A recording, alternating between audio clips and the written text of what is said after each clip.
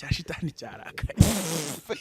Umusore utangiza ugasaba ari umuntu. Ndindahiro Valence Papa. Acha bana we. Nta muntu ntabwo wandanza amafi. They could be mad at me. Look at my family. And then hano handitse Rutwitsi Muzi my aka. Work in China rather to be in Tata wafite karisimbi. Abikunda simbo.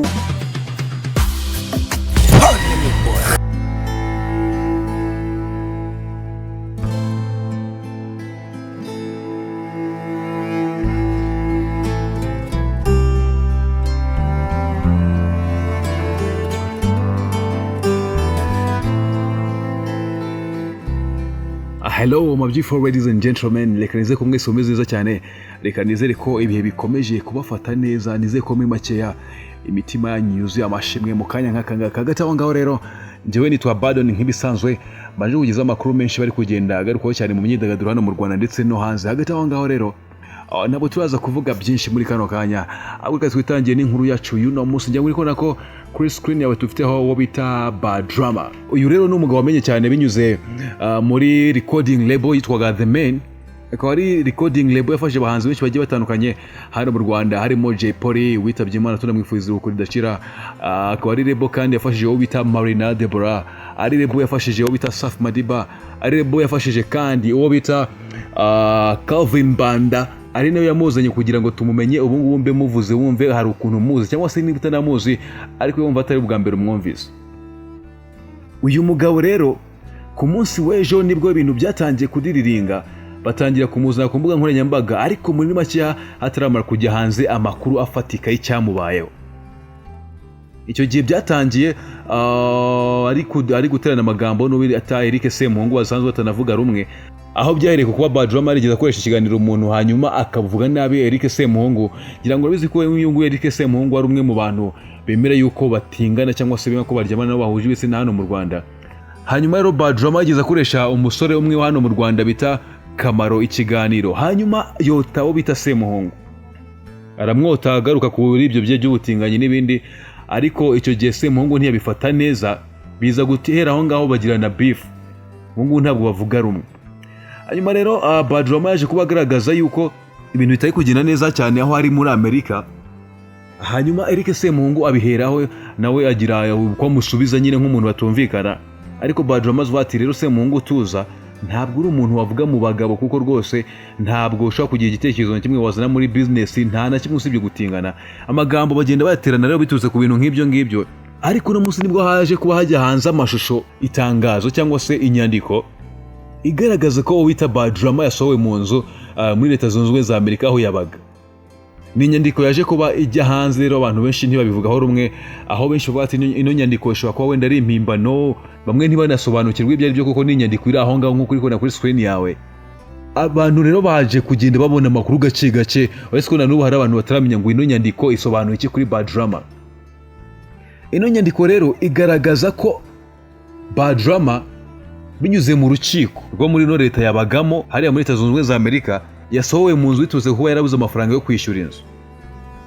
Uyu Badrama ni umwe mu bantu bavuye hano mu Rwanda bari basanzwe bameze neza cyane mu bijyanye n'amafaranga, ari namwe umuntu abantu bubaha bitewe n'uko yari afite rebo ya producingaga cyangwa se yafashaga abahanzi, ndetse kandi ikareberera inyungu zabo. Abahanzi bari bakomeye cyane bafite amazina akomeye hano mu Rwanda. Jay Polly ni umuntu utari woroshe, Maya ni umuntu utari woroshe, Safi Madiba ni umuntu utari woroshe. Hanyuma akaza kuva hano mu Rwanda akajya muri Amerika, aho yaje no kugenda akazamo ibijyanye na projet zo gukina amafilme. Ngira ngo mwabizi neza cyane ko mu minsi yashize hari film yari yatangiye gukina, aho yayikinanaga n'uwo bita Mucomante. Icyo gihe basohoye trailer cyangwa se agace gato kagaragaza ko filime bendaga kuyisohora, hanyuma nyuma yaho banasohora igice kimwe cya filime ariko ntibongera kuyikina, aho byavuzwe ko iyo filime yahombye.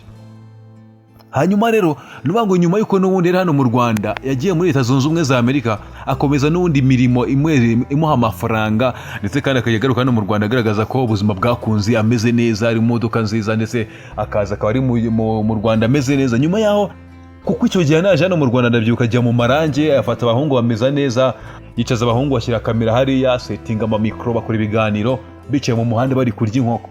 Ubu rero nibwo byaje kuba bigaragara ko uwo bita Bad Rama yamaze gusorwa mu nzu bagamo muri Amerika nyuma yo kubura ubwishyu bw'inzu bugeze mu madolari 6,000. aya ngaya rero akaba ari amafaranga asaga miliyoni 60 y'amanyarwanda Bad Rama yari atarabasha kwishyura kugira ngo yakwemerwa gusubira muri iyo nzu, kandi n'ibintu bigaragara ko bamuhaye warning mu bihe bigiye bitandukanye ariko n'ubundi bwishyu bukabura. Ibi bintu rero bigitangiye kuvugwa byavugwaga yuko Bad Rama yajyanywe mu nkiko n'umugabo witwa Bazili. Uno mugabo rero bikabivuga yuko ubundi busanzwe aziranye na Sempungu ndetse hari ibintu bigeze bakorana. Bad Rama rero ngo uno mugabo yaje kuba mujyana mu nkiko muri leta ya Arizona agaragaza ko yananiwe kumwishyura amafaranga ye y'inzu. Hanyuma birangiye rero akaba yasabye ko bamusohora mu nzu.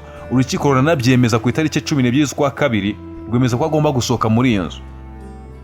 Gusa uyu Bazili, Bad Rama we avuga ko ngo yamwambuye amafaranga ageze mu madolari 30, hanyuma akanamusiragiza mu nkiko.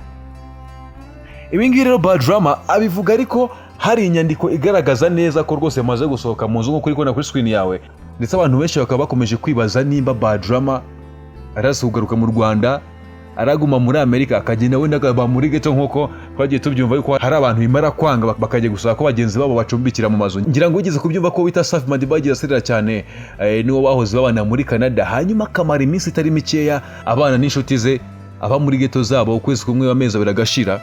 Rero n'abantu batangiye kwibaza niba Bad Rama araza kugaruka mu Rwanda cyangwa se araza kugenda kaho muri ubwo buzima.